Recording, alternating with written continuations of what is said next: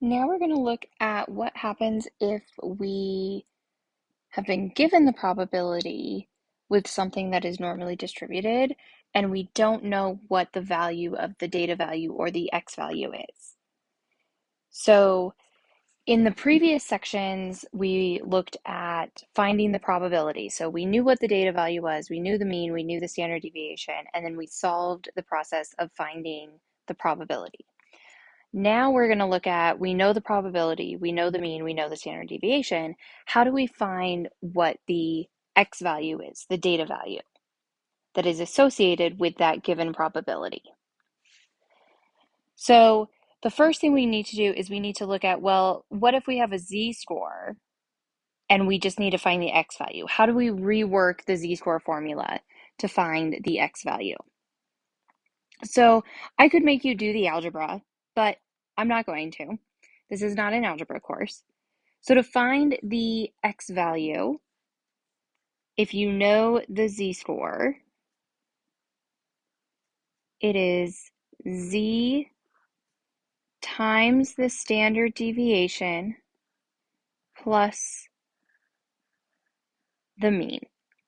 And all I did was a little bit of algebra to rework the z-score equation that we've previously seen to solve for x.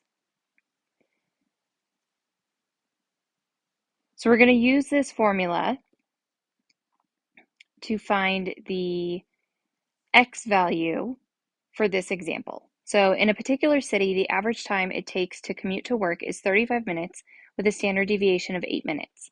Find the commute times associated with the following z-scores. So we know that the average time it takes to commute to work is 35 minutes, and the standard deviation is 8 minutes. Find the commute times associated with the following z-scores. So now we're looking for the x values because we're asked to find the commute time. We're not being asked to find the z-scores. So for the first one, the z-score is negative 1.25. So our x is unknown. That's what we're trying to find. Our mu, let me make that smaller. Our mu is 35 and our sigma is 8. So I'm going to use the x formula that I have up above. Z is negative 1.25 times 8 plus 35.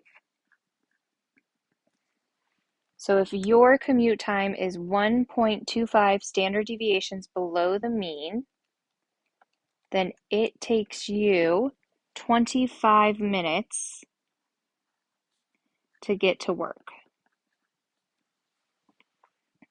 And these are x values. They represent something in the real world, so they have units. So we want to make sure we include our units on these. So the next one, z is 2.75. So same mu and same sigma. 35 and sigma is 8.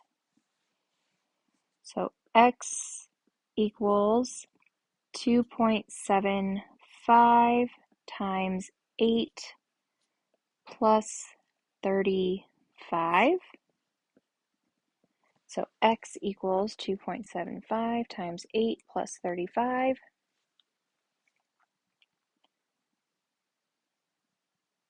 Yeah, okay. 57 minutes.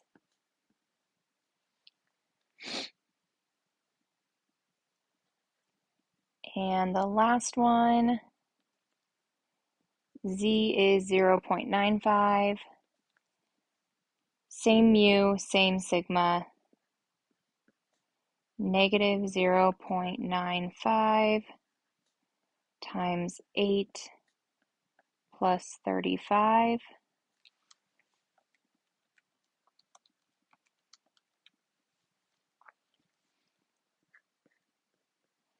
27.4 minutes to get to work. So that is how we rework the formula so that if we know the z-score and we don't know the x value, the data value, in this case it was commute time, we can plug those values in to get the answer for x.